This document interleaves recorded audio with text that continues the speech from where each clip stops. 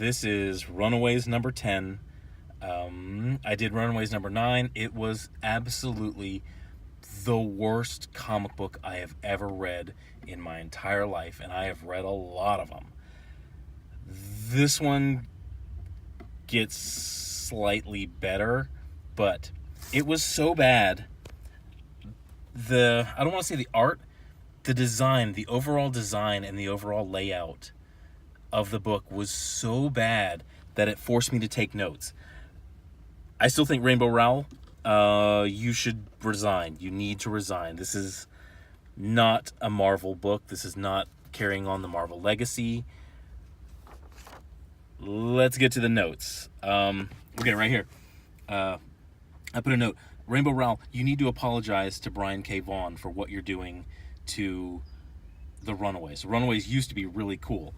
Whoever laid this out, you did cover artist and you did artist. Why'd you do that? You could just not even do that and just put art and cover. Is there an alternate cover? God, I hope they're not wasting their time with an alternate cover to Runaways number 10. What a waste of ink.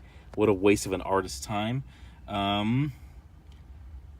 This guy, Carlos Lau, you're listed as a graphic artist. What in the hell did you do to this comic book? Is this the first time you've ever laid out a comic book or done anything? I don't know what you did. I don't know what a graphic designer does on a comic book, really. But if you have anything to do with the layout of this, oh my God. Editor Nick Lowe, assistant editor Kathleen Wisniewski, please wake up to how bad and how lacking these stories from Rainbow Rowell are, and please do something about it. Editor-in-chief is not C.B. Cebulski. As of the CBS morning interview, it is Son Amanat, and the president is Trump. Yeah, as much as you don't like that, the president is Trump, Rainbow Rowell. So it starts off, and oh my goodness, the Enchantress. It's because I just wanted to pull this character out of the toolbox, and she's kind of drawn in this sort of like cute My Little Pony style, which I guess is okay if you're doing like a flashback story to the good old days of Marvel. But and that's what this is. This is a flashback, kind of like showing the origins of this diabolical supervillain here who pretty much holds the entire Runaways team at bay. You'll see what I'm talking about later. But okay, let's get to the notes. This is the layout thing, and this is, oh, haha, there's Peter Pan, never grow up. Get it? Oh, yeah. That's a really easy angle. So, on this book, every panel that was just phoned in that has no background, I put an X. So, it starts off okay, and this line shows how you lead the eye. So, you lead the eye from here, up here, and this is going to be important later. The hair leads down to that, and then this establishes that this is not page 1 and page 2. This is all a full layout. So that's what this does right here. It also sort of lays out how this goes top, bottom, next column. It kind of shows how this book is supposed to move. And this is important later when we get into the layout. Once again, this is pretty good design. This leads the eye up to where you're supposed to be, and that's the end of the page. Let's see, no background. Once again, it's a little confusing. Where are you supposed to go with this? It's because this panel ends in the margin here in the center. You don't really know where to do that, so there should have been some sort of clue in this panel. So you don't know if you got to go this way, you don't know if you got to go that way. And it wasn't until I read this panel and this panel that I realized it's got to go that way. And I guess the cape was supposed to lead us here, but it needed something here. Nitpicking. Man, I'm probably going to spend more time explaining this comic than Rainbow Rowell put in writing it. Once again, no background. This is the big splash page that's just her crying, blah, blah, blah. Okay, so get to the team, no background. And then here you actually have background. Now, you get to this, and I drew this in. So you get to this page here. You go to a full page again, and you don't know once again, I didn't know which way to go. The hair was a pretty good clue. It was a pretty good leading the eye. If you ever go, I think Sean Gordon Murphy on his Twitter page kind of did just a one tweet. He showed how an artist leads the eye, and he did a pretty good job. He did actually an excellent job of it. But whoever designed this panel, if you would just stretch this panel that much further, the eye would understand, okay, you're supposed to go this way into here. Then you go panel up, down, and then over. This is the pattern established. Up, down, over. Then it ends. You start back over here. Instantly gets broken. This is leading the eye. Dialogue, the way they're standing, leads you over here. So it's established over here, up, down, over. But here, you don't know, in this panel right here, you don't know if you're supposed to go up, down. You don't know where you're supposed to go. Is this hat supposed to lead you this way? Is her standing vertically supposed to lead you this way? You don't know I didn't know until I read the dialogue on this. Once again, no background, no background. Now this right here, they're using this black background to convey that she's feeling alone. And it worked, and it was interesting. See, there's tiny little interesting things in this. The story sucks. I'm not going to go too much into the story because it's just like blah, blah, blah, implausibility, stupidness. So we go, this is a basic page. Once again, they use this to symbolize that she's feeling alone and isolated, but they overuse it, and then when it comes time to do the payoff on that, it's been so overused you don't care anymore. So no background, sort of background. I'll give you that one since I'm being generous. No background, no background, no background. Cool thing that they added in this is the magic of the cupcake is actually making her act like a 13-year-old. I don't know why it didn't. The other girl acts way more mature because she's been a 13-year-old for 50 years. But here we go.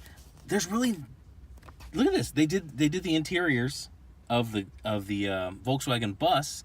They're starting to overuse this. Once again, they're overusing it. No background, no background. And then, so I've read quite a bit of this. Look at this. This is a nice background. Look at that. This is a nice panel right here. Did very good. But she's like blah, blah, blah with this lady who's, I guess, a teenager with the body of a middle-aged woman, and her hair and glasses are that of a senior citizen. But she's basically like saying, okay, if something goes wrong in there, call my staff. And I thought she was talking about call her staff, like people who worked for her. And then it's like I guess it's some sort of magic staff, but it's never been explained. These people don't use powers, even though they're supposed to be like superheroes. They call themselves superheroes. So I don't know what the hell that means. So it hasn't been explained in a couple issues. I don't even know what these people's powers are anymore. It's been a long time since I've read the Runaways. I need to go to the wiki and find out. But once again, they're going back to no background. Right here, look at this. You do realize I've been a superhero since I was 11, right? Oh my God. Rainbow Rowell, do you realize that these are superheroes? Not just on this level. This is like breaking the fourth wall. Rainbow Rowell, do you realize that these characters are superheroes? Please have them doing something other than harassing a 13-year-old. So they bust in, and the parents are just like dumbfounded. And he says, we have no problem killing parents. You killed your parents because they were evil, not because they were parents. These parents don't even know what's going on. Okay, artist, you did a good job here. No background, of course, but this little BFF sequence was actually pretty cool because it shows that she's still participating. She still wants to be her friend, but she's not very enthusiastic about it right now. And that was actually kind of cool. Cut to this, where I don't even remember her name. This is like Blonde. I'll call her Blonde A, and the other one will be Blonde B. So Blonde A loses it and is flying and using her powers to. She's got her fist pulled back. She's about to whack this girl. Then the next panel, she's on the ground in front of her. I guess she's holding her back, but that doesn't make any sense how she got from here to here. Oh man, so bad. But okay, So we're in a little girl's room, and if you couldn't tell from the green miasma floating around them, no panel, no background, no background, no background. Then you do a background here, and then we go right back to no background, no background. This right here is the payoff. There should have been a little better dialogue in it, but this is the payoff to you using this black background for her to show that she's isolated. Suddenly there's somebody there. She's no longer alone. And I think that should have been the last usage of that, but they used that for somebody else. I think that was. So that was the payoff, but you stepped on it by overusing it. So we're going back here, and let me show you just intermittently between doing the backgrounds, caring and not caring, just doing this miasma. This 13-year-old girl, basically, where is it? She says she's studied Krav Maga and speaks 6 languages. That doesn't make you the Hulk. She lifts this girl, who's probably 150 to 160 pounds, up over her head and throws her across the room. And then you get a fight with an adult female who has been a superhero for a very long time, and an adult male who, I don't know if he's even a superhero or what, but I don't know. I imagine he's so jacked up on soy right now, he has no idea how to fight or what to do. So she's basically 3 adults who are superheroes. She's basically holding them at bay in her room. So lazy writing. So Blonde A and Blonde B apparently have the same power, only this is like 80s special effects and she's like early 2000s special effects. I don't know why they have the same power. I don't even know what their powers are anymore. I thought about going to Wiki to find out, but then I was like, you know what? It doesn't matter. I don't care. Let's go to layout. Look at this. This overlapped. I don't know why they even understood that there was going to be some other antidote to it, something to drink or eat in the room. There was no indication of that in the story. They had no clue. She just goes, oh, let's find something to eat. Maybe that's the antidote. She could have found like some old fries in her room and like, here, eat this, and it would have done nothing. But anyway, in the layout wise, look at this. So this person, whoever laid this out, knows how to do this. This overlapped the center and goes into the next one and leads you into the next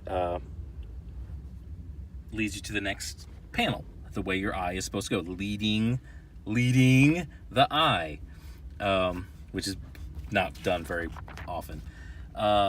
This right here, lighting, everything that's a very good panel.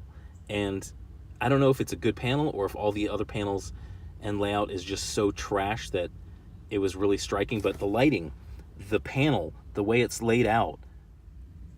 Sorry, I had to do an edit. This dynamic panel is all very good. If only more of the book could have been like this, dynamic and interesting, we might have a good book here. So the fight's over, and here, this is where you reuse it to where she feels all alone, because now she's stuck being an eternal 13-year-old, and she's going to keep on going, but she's still there trying to be her friend. I don't know if I guess they'll probably integrate her into the team or some stupid crap like that. Once again, they're leaving.